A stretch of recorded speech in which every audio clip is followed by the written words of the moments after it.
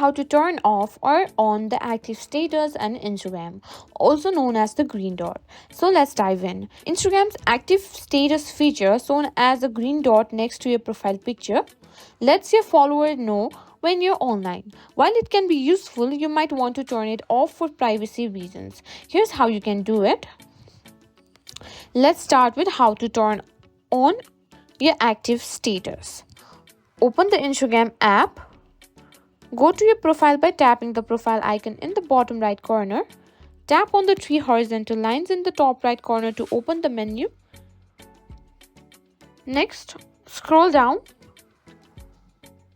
and tap on activity status. Or if you can't find it, simply search activity status. And here you need to simply toggle it on.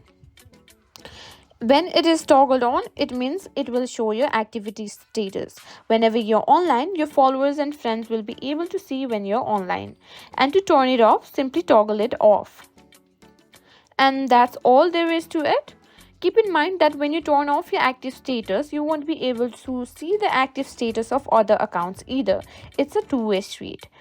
Now you know how to turn off or on the active status on Instagram. If you found this video helpful, please give it a thumbs up and share with your friends.